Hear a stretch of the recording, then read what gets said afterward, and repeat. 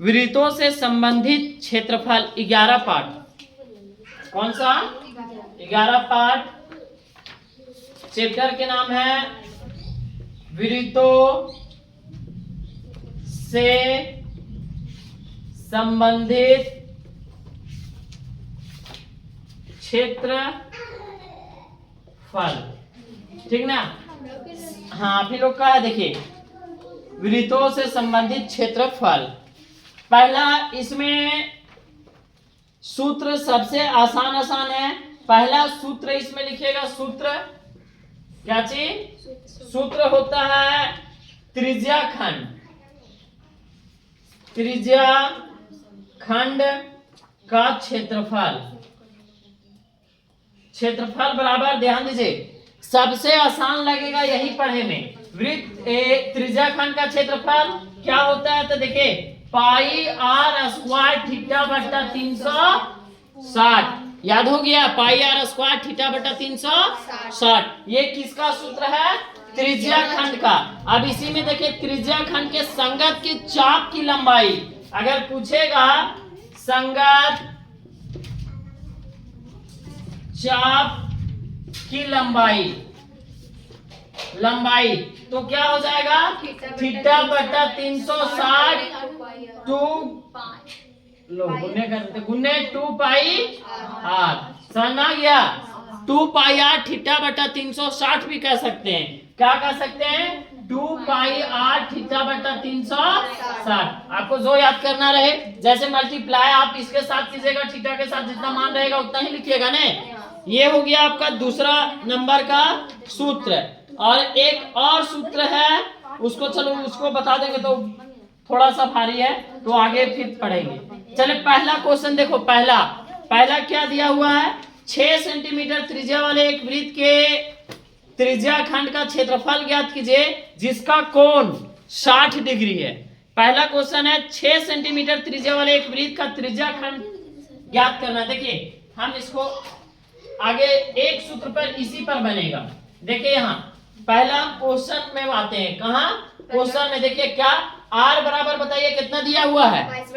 नहीं, आर बराबर आर, पाई का मान दिया हुआ, ऊपर में दिया हुआ है कि पाई का मान कितना होता है? 22/7। ये नोट में होता है, सब जानता है, तो काहे लेट बोलेगा। देखिए, क्वेश्चन दिया हुआ है कि 6 सेंटीमीटर त्रिज्या वाले एक वृत्त के त्रिज्या खंड का क्षेत्रफल ज्ञात कीजिए जिसका कोण 60 डिग्री है। तो आर बराबर कितना सेंटीमीटर है? 6 सेंटीमीटर। और थीटा बराबर 60 सेंटीमीटर, सॉरी 60 डिग्री। थीटा बराबर कितना दिया हुआ है? 60 डिग्री। तो पूछ क्या रहा है? त्रिज्या खंड का क्षेत्रफल। तो अभी हम बताए कि त्रिज्या खंड का क्षेत्रफल, त्रिज्या खंड का क्षेत्रफल क्या होता है? पाई आर स्क्वायर थीटा बटा 360। पाई के मान क्या दिया हुआ है? 22/7, सब जानता है। और गुने आर बराबर कितना दिया हुआ है? 6 गुने 6, कोई दिक्कत? गुने थीटा बराबर कितना दिया हुआ है? 60 डिग्री। तो 60 बट्टा 360।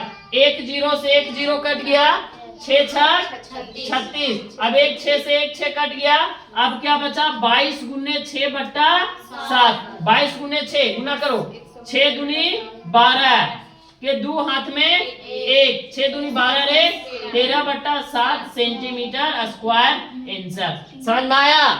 पहला क्वेश्चन बन गया। सेम इसी प्रकार दूसरा क्वेश्चन दिया हुआ क्या? देखिए, एक वृत्त के चतुर्थांश का क्षेत्रफल ज्ञात कीजिए जिसकी परिमाप या परिधि कितना दिया हुआ है? 22 सेंटीमीटर। बनेगा? एक वृत्त है, ध्यान दो, एक यहाँ वृत्त है, एक वृत्त है, इसका चतुर्थांश मतलब चौथा भाग, थीटा बराबर कितना हो गया? 90 हो गया। देखिए, यहाँ चतुर्थांश मतलब 4 भाग में कोई एक भाग, तो देखिए तो ई वाला कितना है? 90 डिग्री है। दूसरा नंबर क्वेश्चन, तो थीटा बराबर कितना हो गया?